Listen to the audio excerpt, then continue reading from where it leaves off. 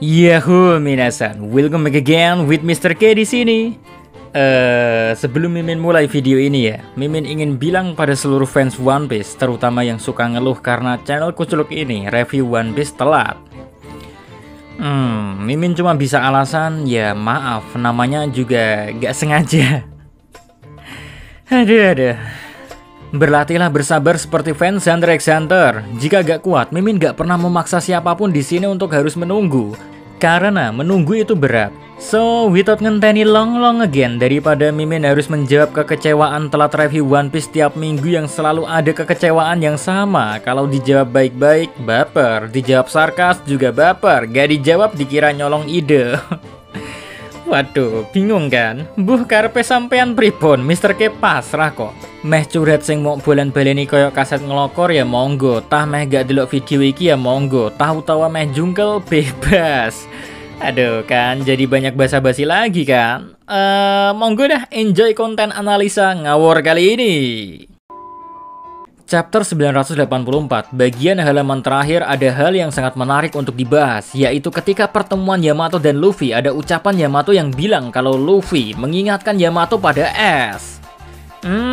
Di bagian ini semua fans One Piece pastinya senang bukan main kan? Di benak kalian pasti sadar betul kalau Yamato mengenal mendiang kakak Luffy dan pastinya penasaran akan hubungan S dan Yamato. Apakah kekasih, sahabat, atau yang biasa disebut TTM, teman tapi mesra?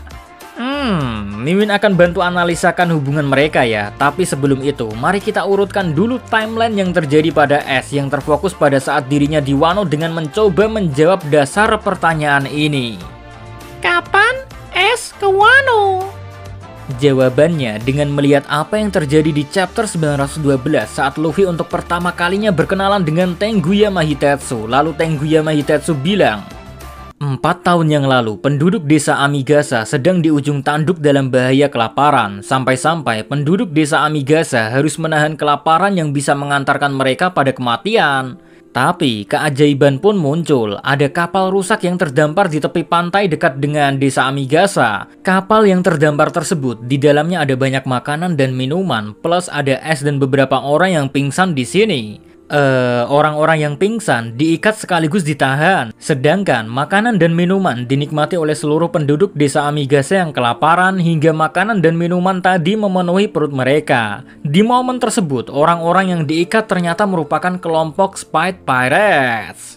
Menariknya di sini ya, S adalah sang kapten yang sungguh baik hati. Dengan kekuatan buah iblis merah-merahnya, S melepas ikatan penduduk desa Amigasa dengan sangat easy peasy. Tapi bukannya mau marah besar pada penduduk yang mencuri makanan dan minumannya, S malah bersikap baik terhadap seluruh penduduk desa Amigasa. Kebaikan S membuat Otama tertarik pada S dan S beserta krunya memutuskan untuk tinggal beberapa minggu di desa Amigasa. Jadi, dari cerita chapter 912 diketahui dengan pasti kalau S datang ke Wano bersama Spite Pirates karena terdampar. Kejadiannya pun 4 tahun yang lalu dari timeline sekarang. Dan S tinggal di desa Amigasa beberapa minggu dan punya janji juga pada Tama suatu saat bakal kembali di Wano dengan kru yang lebih besar. Lalu kalau cerita ini ditambah dengan clue menarik di chapter 984 yang kita ketahui sendiri ya kalau Yamato pernah bertemu S, maka dari sini dapat diambil benang merah skenario ngawur seperti ini.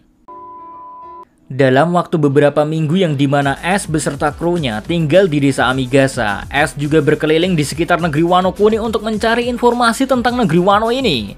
Tentu alasan S mencari informasi karena dia ingin tahu fakta sebenarnya kenapa penduduk desa Amigasa bisa kesulitan mendapatkan pangan. Maka dimulailah perjalanan S mencari informasi di seluruh Wano ini dengan hati-hati. Tentu mustahil S tersesat karena basicnya sejak kecil sudah terlatih bisa menghafal jalan untuk pulang dengan selamat. Makanya dalam waktu beberapa minggu saja tinggal di desa Amigasa, S sambil berbaur dengan penduduk, dia juga dapat informasi secara diam-diam kalau negeri Wano Kuni sudah busuk hingga ke akar-akarnya. Yang kaya makin kaya, yang miskin makin nelangsa. Nah, saat menemukan kebusukan ini ya, S ingin sekali membantu negeri ini berubah ke arah yang lebih baik. Tapi saat mau membantu negeri ini terbebas dari tirani Orochi ya, S dipertemukan dengan Yamato. Entah apa yang mereka bincangkan, yang jelas Yamato bersikeras mengadang S untuk jangan nekat berbuat hal sembrono dengan berbuat kekacauan di Wano Kuni. Dasar Yamato melarang es bisa jadi karena ramalan masa depan yang ada di jurnal Oden mengatakan kalau timeline terjadi momen kekacauan agar Wano bisa terbebas belum saatnya terjadi di momen es yang kini ada di Wano. Yamato sadar betul timeline kekacauan besar masih menunggu 4 tahun lagi menurut jurnal Oden ya, di mana akan ada seseorang yang bisa mengalahkan ayahnya Kaido dan orang tersebut bukan es. Yamato sangat yakin hal itu. Nah, sementara itu, Es yang kita tahu sendiri kalau dia udah mau melakukan sesuatu, Es bakal melakukannya apapun yang terjadi. Walau Yamato menghadang pun, Es bakal nekat tetap maju. Terjadilah cekcok adu mulut hingga akhirnya baku hantam antar keduanya. Cuma sayang, Es harus mengakui ketidakberdayaannya yang memang mustahil bisa menyelamatkan Wano Kuni setelah bertarung dengan Yamato dan tak bisa mengalahkan Yamato. Es pun sadar betul kalau Yamato saja gak bisa dia kalahkan. Bagaimana mungkin dirinya bersama krunya bisa membebaskan Wano dari cengkraman Beast Pirate yang telah menjadikan Wano Kuni sebagai markasnya. Belum ditambah armada dari Orochi pula. Sedangkan dirinya saja di sini gak bisa mengalahkan Yamato.